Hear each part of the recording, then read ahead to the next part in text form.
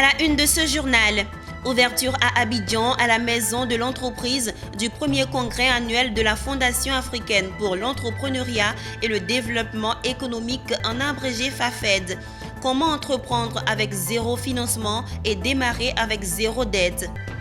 Journée internationale de la terre nourricière, les acteurs du secteur renforcent leur capacité sur les dangers des pesticides. Et puis nous irons à San Pedro où l'IBF et ses partenaires ont ouvert un camp de vacances pour les jeunes. L'objectif est de les sensibiliser face aux nombreux défis dans les domaines de l'éducation, de la santé et de l'emploi. Mesdames, Messieurs, vous faites bien de choisir Business 24 Africa pour vous informer.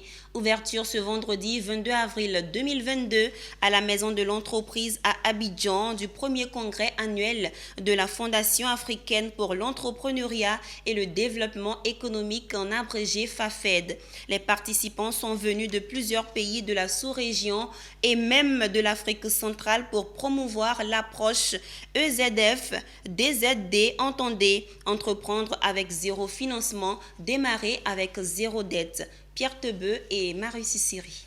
La Fondation africaine pour l'entrepreneuriat et le développement économique FAFED existe depuis 7 ans et pense déjà à sa maturité. Mais elle ne peut poursuivre cette marche sans marquer une halte et faire son propre bilan. Pendant tout ce temps, plusieurs activités ont été organisées sans le moindre financement. Ce premier congrès se tient avec un thème lié à sa propre philosophie. Il y a deux choses fondamentales que nous avons découvertes. C'est que la première chose, c'est que tous les grands pays, tous les pays qui se sont développés avec des entrepreneurs. Aucun pays ne s'est développé sans entrepreneurs. La deuxième chose, c'est que les pays qui se sont développés avec des entrepreneurs, et surtout l'Afrique, le blocage à cela, c'était quoi? C'était le fait que les gens n'avaient pas le financement. Et c'est ça que beaucoup d'Africains avancent comme raison pour ne pas s'engager dans l'entrepreneuriat. Il s'agit d'apporter une solution à ce blocage qui empêche aux entrepreneurs de se lancer dans l'entrepreneuriat en Afrique. Ce premier congrès va permettre de lancer les grands projets à venir. Nous avons formé près de 85 000 personnes à ce jour. On a près de 500 formateurs coachs à travers l'Afrique. Nous sommes dans une vingtaine de pays. Et nous sommes en train de former 100 000 femmes à travers la Côte d'Ivoire. On en a déjà formé 13 500. Et nous sommes également en train de former 50 000 femmes arabo-musulmanes au Tchad. Et ainsi que nous sommes sur une caravane pour former 200 000 jeunes au Burkina. Si entreprendre à zéro financement est possible, la Fédération ivoirienne de petites et moyennes entreprises recommande la formation. Il faut de l'accompagnement, il faut de l'information. Il y a un ensemble d'éléments qui va entourer tout ce concept pour lui permettre d'arriver quelque part. Vous voulez faire votre affaire, mais vous ne savez rien de ce qui est le business, le management, vous n'avez pas vraiment des idées précises, il faut qu'on puisse vous encadrer. Et nous avons déjà formé, 15 000 femmes dans cette optique-là. Ce premier congrès se veut scientifique et propose l'approche zéro de l'entrepreneuriat comme la solution pour le développement intégral du continent africain. Les participants à ce premier congrès de la FAFED viennent de la sous-région Afrique de l'Ouest et centrale. Intéressons-nous au règlement des litiges commerciaux. Les relations commerciales entre la République populaire de la Chine et la Côte d'Ivoire s'intensifient et se densifient avec pour corollaire les conflits qui peuvent intervenir entre les acteurs au cours de leurs échanges. Dans la recherche de solutions, plusieurs voies peuvent être exploitées dans le recours judiciaire. C'est dans cette optique que la Côte d'Ivoire, pour des questions de célérité, de sécurité, de transparence, des modes alternatifs de règlement des différends nés de l'exécution d'obligations contractuelles telles l'arbitrage est privilégié. C'est tout le sens de la conférence organisée par le CONIJAC sur la participation des entreprises à l'amélioration des relations économiques et commerciales entre la Chine et la Côte d'Ivoire à travers l'adoption des modes alternatifs de règlement des litiges. La Commission internationale d'arbitrage de Chine, CITAC, et la Cour d'arbitrage de Côte d'Ivoire, CHCI, avaient signé une convention le 8 septembre 2021. Faisons le choix de la recherche permanente du compromis dans le règlement à l'amiable des litiges commerciaux dans le but de préserver les intérêts des opérateurs économiques. Cette conférence s'inscrit dans le cadre du prolongement de la dynamique de compromis entre le secteur privé chinois et ivoirien. L'initiative est du CONIJAC, le Congrès international des jeunesses d'Afrique et de la Chine. La conférence s'est appesantie sur la participation des entreprises à l'amélioration des relations économiques et commerciales entre la Chine et la Côte d'Ivoire à travers l'adoption des modes alternatifs de règlement des litiges. Je pense que c'est une grande convention entre la société et le gouvernement de Chine et ivoirienne. Et pour l'avenir, on veut utiliser cette convention et pour faire bien de coopération entre les deux pays. Le règlement à l'amiable des litiges entre la Chine et la Côte d'Ivoire est d'autant plus important que les deux pays entretiennent des liens commerciaux en constante augmentation. 39 ans de coopération entre la République populaire de la Chine et de la Côte d'Ivoire, ce sont des échanges commerciaux de l'ordre de plus de 2057 milliards de dollars en 2020, faisant de la Chine le troisième partenaire de la Côte d'Ivoire dans le monde et le premier au niveau de la zone Asie. C'est nous qui avons permis à la Cour d'arbitrage de Côte d'Ivoire de devenir partenaire de la Commission internationale d'arbitrage de Chine. Nous avons permis également que la Fédération nationale des syndicats de Chine se rapproche de la Confédération ivoirienne des syndicats Libre Dignité dans le but d'améliorer les conditions de travail des Ivoiriens dans les entreprises chinoises. Nous sommes en train de travailler à la création d'un partenariat entre la zone de libre-échange de Hainan et les ports ivoiriens, de sorte à ce que les ports ivoiriens, autant pour moi, deviennent le centre par lequel va transiter tous les produits qui iront vers la Chine. On prit part à cette conférence le Congrès international pour le jumelage et l'amitié Afrique-Chine, le premier conseiller de l'ambassade de la République populaire de Chine en Côte d'Ivoire, le président de la Chambre de commerce des entreprises chinoises en Côte d'Ivoire, les secrétaires généraux de la Commission d'arbitrage de la Chine CITAC et de la Cour d'arbitrage de Côte d'Ivoire et plusieurs représentants des organisations du secteur privé. Enfin, Meïté Vlahi, directeur général de la diplomatie économique représentant son Excellence Madame Konja Camara, ministre d'État, ministre des Affaires étrangères, de l'intégration africaine et de la diaspora de la République de Côte d'Ivoire. C'était un reportage signé Amidia Rassouba et Ismaël Doza. Après un moment d'arrêt du fait de la Covid-19, l'Association professionnelle des financiers et contrôleurs de gestion de Côte d'Ivoire a tenu son assemblée générale mixte ce jeudi dans la commune de Cocody. Objectif, renouveler ses instances dirigeantes et renforcer le nombre des membres du bureau exécutif. Une initiative marquant le démarrage des activités de l'association avec la journée d'études et de formation des financiers et contrôleur de gestion. On en sait plus dans cet élément de Marius Siri, commenté par Walter Kofi. Fin de la Covid-19 pour l'Association professionnelle des financiers et contrôleurs de gestion de Côte d'Ivoire. Ces activités peuvent redémarrer car elle a désormais un nouveau président. Odje Badji, président de l'APFCG UEMOA et président sortant de l'APFCG Côte d'Ivoire, laisse le fauteuil présidentiel à Alain Koné, nouveau président. Il aura pour mission, entre autres, de sensibiliser les entreprises à la prévention des risques financiers, de contribuer à l'instauration dans les entreprises et les administrations de la zone de Côte d'Ivoire les principes de bonne gouvernance en vue d'améliorer les performances financières de celles-ci. Comme la présidence, toutes les autres instances dirigeantes ont été renouvelées et renforcées lors de l'Assemblée générale extraordinaire.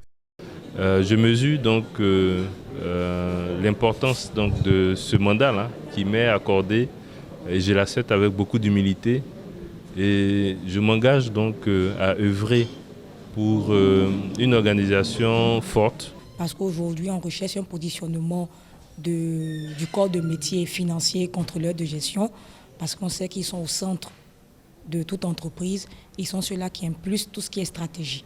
L'association a été mise en place dans le but de sensibiliser les financiers de la sous-région et en particulier de la Côte d'Ivoire dans le développement de tout ce qui est numérique aujourd'hui.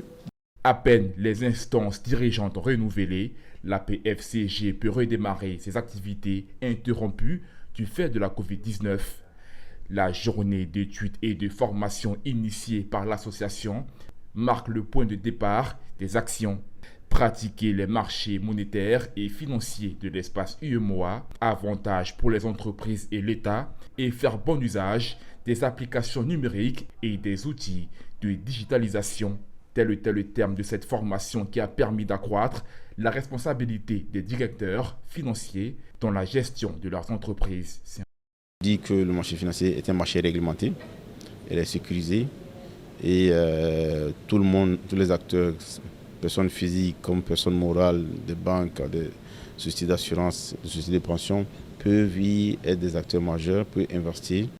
La journée d'études et de formation couplée à l'Assemblée générale mixte s'est tenue sous le parrainage des présidents du Bureau national d'études techniques et de développement BNET et de la BRVM, Bourse régionale des valeurs mobilières. Nous parlons toujours de renforcement de capacité, un atelier bilan de la recherche et des orientations pour la conservation et la gestion durable et inclusive du parc national de Taï s'est déroulé ce jeudi 21 avril 2022. Cette rencontre qui a eu lieu à Cocody, Abidjan, est une initiative du Centre suisse de recherche scientifique en Côte d'Ivoire et l'OIPR, Office ivoirien des parcs et réserves. L'objectif de cet atelier est de faire un bilan sur les 10 dernières années concernant le parc national de Taï. Amidia Rassouba et Doumbia Ayuba. La forêt est un trésor, il est impératif d'en prendre soin. Durant 2 jours en présentiel, les différents acteurs de la flore acteront leurs travaux autour de 4 axes qui sont état des lieux de l'aménagement et de la gestion du parc national de Taï 2011-2021. Ensuite, les travaux des différents projets de recherche en cours au PNT, aussi les nouvelles orientations de recherche, y compris les thèmes prioritaires et le dispositif d'orientation, de coordination et de capitalisation des activités de recherche. Au cours de cet atelier, des informations dans le cadre de la mise en œuvre d'un nouveau page pour la période 2011 à 2029 permettra de faire un bilan de ces activités de recherche et de définir de nouvelles perspectives qui contribueraient à améliorer les connaissances sur le PNT et sa zone périphérique à l'effet d'en assurer une meilleure gestion. Un atelier qui a permis de montrer un pan et les aspects de recherche de la gestion du parc national de Taï. Les aspects de recherche, et c'est important, puisque ces activités sont menées par des partenaires, avec en lead le Centre suisse de recherche scientifique. Donc nous avons tous les différents scientifiques qui sont là aujourd'hui. Ils nous font un peu le bilan de leurs activités au cours des 10 dernières années. Un bilan des travaux de la recherche du centre tout en identifiant leurs priorités. Et donc depuis 2011, les recherches qui sont faites sont en train d'être capitalisées. Ces recherches se font sur plusieurs axes. Donc il y a des recherches en zoologie de façon générale, des recherches sur les primates en particulier. Il faut savoir qu'il y a des programmes à long terme sur les primates du parc national de Taï, dont un a plus de 40 ans d'existence en continu et l'autre plus de 30 ans d'existence en continu. Il y a des recherches sur d'autres animaux comme l'hippopotame pygmée. Et puis il y a des recherches sur la végétation, la flore et également dans l'espace Taï, c'est-à-dire à la périphérie du parc national de Taï, il y a également des recherches en sciences sociales, en agroforesterie, etc. Des perspectives pour un écosystème durable. Créé en 1972, le parc national de Taï est un parc de la Côte d'Ivoire qui est situé à l'ouest du pays. Avec ses 508 196 hectares, le parc national de Taï est la 2e forêt primaire d'Afrique. On l'annonçait en titre. Le 22 avril de chaque année est célébrée la Journée internationale de la terre nourricière. Comme à son habitude, l'Institut africain pour le développement économique et social, en abrégé INADES, n'a pas dérogé à la règle, celle d'éveiller les consciences en organisant une session de renforcement de capacité sur les dangers encourus par l'homme et son écosystème avec l'utilisation des pesticides. Philippe Zabo, Richard Akeki. Produire sans détruire, parce que les pesticides tuent. Ils appauvrissent la terre, tuent les hommes et les animaux à petit feu. Or, l'agriculture et les systèmes alimentaires sont interconnectés avec les économies, les cultures, les sociétés, la santé, la sécurité alimentaire, la malnutrition, le climat, la biodiversité et l'environnement.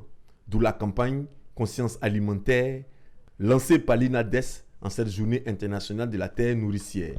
À l'occasion de la journée internationale de la terre nourricière, pour amener les gens à comprendre un peu ce que nous voulons faire à travers notre campagne Conscience alimentaire, qui est une campagne que nous avons lancée il y a déjà de cela 1 an, autour des questions liées au droit à l'alimentation. Et quand on dit alimentation, nous voulons cibler beaucoup plus l'alimentation saine et donc et faire en sorte que les décideurs soient plus sensibilisés sur les questions pesticides, des pesticides qui ne sont pas parfois homologués par nos États, mais qui se retrouvent dans les champs de nos paysans. Et donc, c'est assez dangereux pour nous parce que ce sont ces pesticides qui sont utilisés, dont certains sont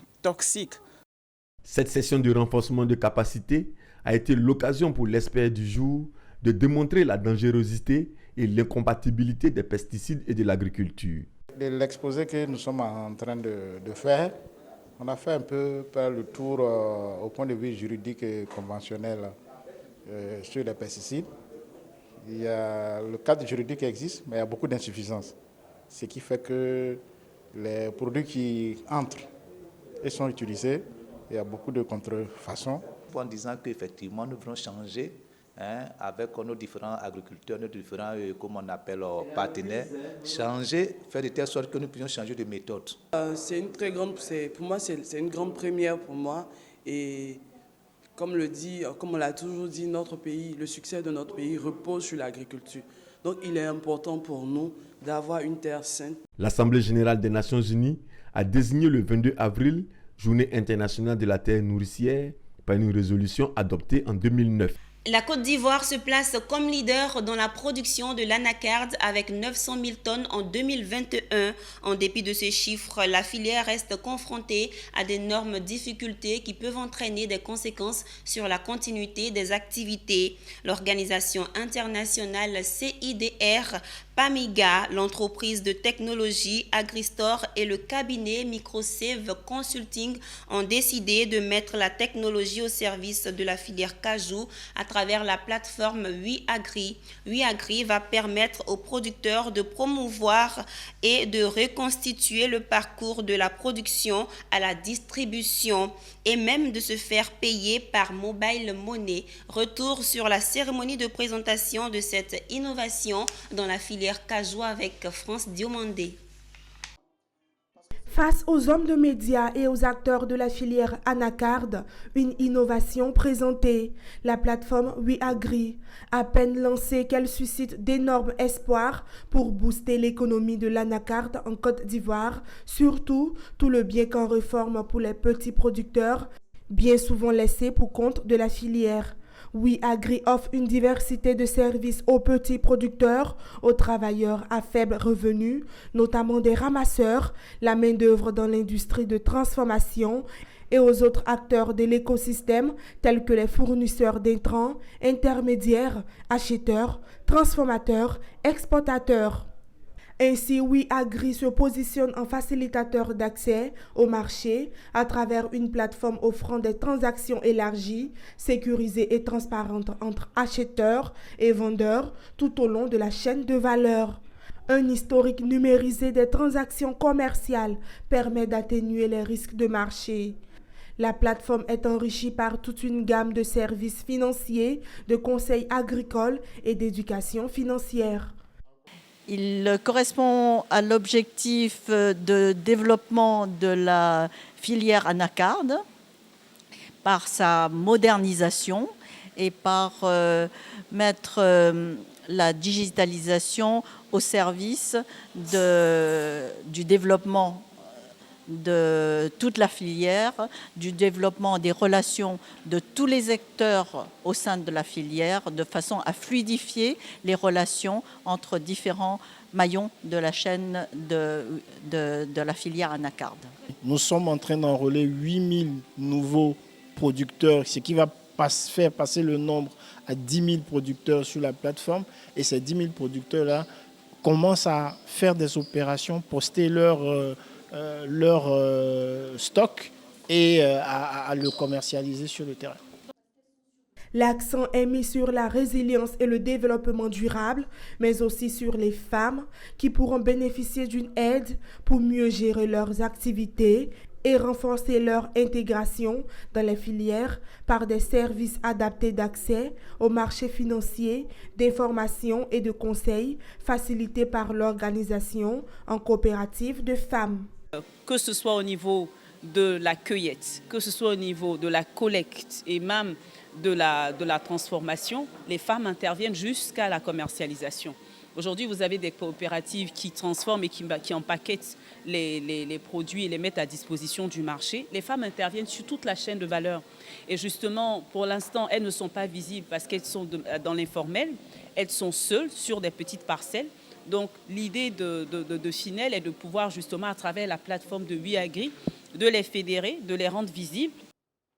La plateforme digitale WeAgri est une initiative de l'organisation internationale CIDR PAMIGA, l'entreprise de technologie Agristore et le cabinet Microsave Consulting. Rendons-nous à San Pedro où l'AIBF et ses partenaires viennent d'ouvrir un camp de vacances pour les jeunes, occasion de sensibiliser la jeunesse face aux nombreux défis dans le domaine de la santé, de l'éducation et de l'emploi. Suivons ensemble ce reportage d'Abel Kwao commenté par Doris Bessé. Ce camp, Jeunes d'éducation à la santé et à la vie saine, part d'un constat fait par les organisateurs. Les adolescents et jeunes de 15 à 24 ans, qui représentent environ 20% de la population totale, font face aux nombreux défis en matière d'éducation, de santé et d'emploi. L'insuffisance, voire le manque d'éducation sur la sexualité, la santé et les droits sexuels favorise la persistance des comportements à risque chez les adolescents et jeunes en lien avec les fléaux sociaux. Tabagisme, alcool, drogue, rapports sexuels non protégés, d'où l'exposition aux IST-VIH et à SIDA, les grossesses non désirées ou précoces. 4 jours durant, les jeunes seront sensibilisés et formés afin de mieux les outiller pour faire face aux défis de leur époque. L'initiative est de l'Association ivoirienne pour le bien-être familial, AIBF, en collaboration avec le Programme national de santé scolaire et universitaire, PNNSU, et la Direction de la jeunesse, avec l'appui financier du Fonds des Nations Unies pour la population, UNFPA et Affaires mondiales. Nous allons développer des thématiques en relation avec la jeunesse, en relation avec la sexualité, en relation avec les infections sexuellement transmissibles, en relation avec les grossesses en milieu scolaire et également en relation avec l'estime de soi, afin que toute cette thématique mise chacune bout à bout puisse donner aux enfants des outils nécessaires pour pouvoir éviter beaucoup de fléaux qui minent notre société actuelle. Prennent part à cette rencontre 450 adolescents et jeunes de 10 à 19 ans de 8 localités, notamment Abidjan, Bouaké, Bandoukou, Daloa, Korogo, Man, San Pedro et Yamoussoukro. Il faut rappeler que la première édition de cette activité d'apprentissage didactique et ludique, dénommée Camp Jeune, a eu lieu en juin 2016 à Yamoussoukro. L'édition 2022 va durer 4 jours. L'ONG Avenir pour tous continue de faire parler son cœur après la remise de kits scolaires aux élèves des familles démunies dans la région du Bafing. Cette organisation non gouvernementale a permis à 2 enfants handicapés de retrouver partiellement l'usage de leurs jambes et de regagner leur cellule familiale. Théodore Kanga.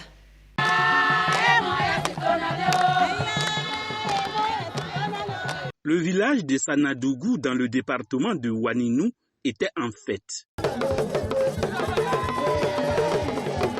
Pour cause, 2 enfants handicapés de familles démunies ont recouvré partiellement l'usage de leurs jambes grâce à la contribution de l'ONG Avenir pour tous. Ces enfants qui ont passé plus d'1 an dans un centre spécialisé sont rentrés en famille. L'ONG L'Avenir pour tous est une ONG qui a été créée il y a seulement 2 ans, qui œuvre pour venir en aide aux enfants défavorisés. Ceci étant, nous sommes venus ici dans ce village à près de 730 km d'Abidjan pour recruter des enfants handicapés. Et ces enfants-là ont été transférés vers la ville à Abidjan. On les a fait opérer. Les opérations se sont bien passées grâce à Dieu. Et aujourd'hui, nous sommes venus rendre les enfants aux différentes familles. Voilà. C'est une ONG débutante, mais qui œuvre, qui fait beaucoup déjà pour le bien-être de ces enfants. Tout ce travail a été fait sous fonds propres. Voilà. Avec des aides, j'espère pouvoir aller au-delà de ce que je fais déjà. Voilà. Donc j'ai besoin d'aide venant des autorités. Voilà. Je suis en train de réaliser mon rêve d'enfance. Fofana Gondo et Diomandé Massa, tous deux âgés de 9 ans, éprouvaient d'énormes difficultés à se mouvoir. Handicapés depuis la 2e année de leur naissance, ces 2 enfants ne pouvaient jouer avec leurs camarades d'âge, en plus de constituer, entre guillemets, un fardeau pour leurs géniteurs. Depuis un an, on partait au champ, et puis son enfant pour l'amener au champ. Maintenant, arrivé à la maison aussi, ses enfants, avec ses camarades aussi, c'est moi qui son enfant là. Donc ça fait qu'elle-même là, ça le faisait d'une manière. Donc aujourd'hui, elle est tellement contente. Elle vous remercie beaucoup. Aujourd'hui, Fofana Gondo et Diomandé Massa connaissent les délices de la marche après avoir été pris en charge par l'ONG Avenir pour tous.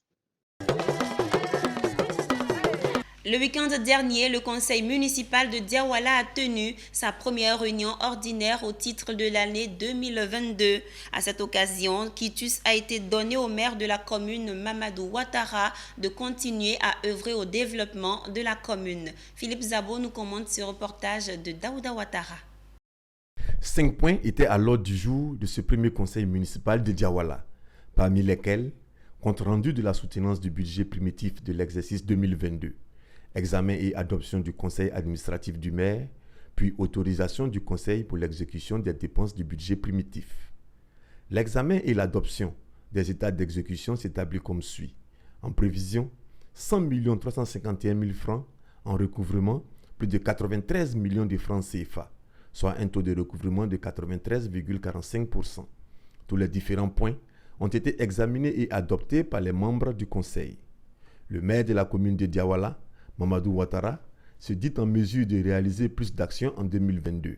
Éducation, santé, électrification, voirie, autant de secteurs qui vont concentrer l'ensemble des interventions de la mairie de Diawala en 2022. Pour y arriver, chère population de Diawala, merci d'avoir distrait de votre temps pour venir ce matin assister à la première réunion du conseil municipal de l'année 2022 de Diawala. Comme je l'ai toujours dit, pour les populations, l'adoption de ces différents points amélioreront leurs conditions de vie. Nous sommes comblés, il faut le dire, pour le service que le maire rend, et le maire et son équipe rend au secteur éducation à Diawala, dans la commune de Diawala. Il y a un certain nombre d'informations qui ont été données, à savoir la construction de 2 salles de consultation et de 2 salles de garde. En tout cas, vraiment, il faut dire que c'est une bouffée d'oxygène. Quant au nouveau préfet du département de Ouangolodougou, il a salué la mobilisation des populations autour du maire et a demandé aux uns et aux autres d'enterrer la hache de guerre et de travailler main dans la main pour un Diawala plus prospère avant d'assurer sa disponibilité pour accompagner le maire et son équipe. En marge de la première session, le premier magistrat de la commune a organisé une rupture collective de jeûne avec la communauté musulmane et chrétienne de Diawala. Après Diawala, rendons-nous à Bondoukou où la génération consciente de Côte d'Ivoire en a abrégé. GECOSI a procédé au lancement officiel de ses activités de l'année 2022. Un lancement qui a démarré par la cérémonie de planting d'arbres, de sensibilisation de la population de Kouafo Akidom à la préservation de l'environnement et à la lutte contre les feux de brousse. Suivant le compte rendu d'Anissé Kouadio. Kouafo Akidom, dans la sous-préfecture de Sorobango, département de Bondoukou. Sur ce site de 2 hectares et demi sera planté des espèces d'arbres de teck et de cédrela. C'est une initiative de l'ONG Génération Consciente des Côte d'Ivoire, GECOSI, qui veulent à travers une telle opération montrer le bien fondé de la protection de l'environnement vis-à-vis du changement climatique. Nous constatons de jour en jour que notre forêt est en voie de disparition, notre environnement aussi est en voie de destruction.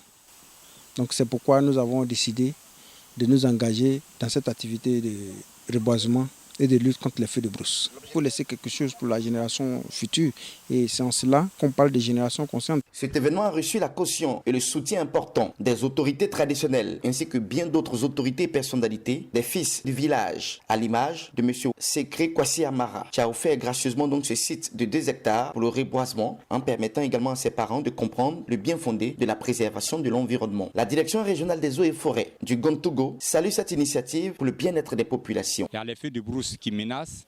Bon, tout le monde est menacé, la faune, la flore. Donc vraiment, ça représente un atout important pour les agents des eaux et forêts. Tout le monde doit s'impliquer parce que c'est l'affaire de tout le monde. Nos frères luttent contre la désertification. Tout ce qu'ils font, ils le font pour aider non seulement nos parents, mais pour aider la Côte d'Ivoire à aller de l'avant. Le conseil régional du Gontogo est à leur disposition. Le monde entier est face à une situation critique. Nous, les Africains, nous vivons essentiellement de l'agriculture. Et s'il n'y a plus de forêt, on fait comment?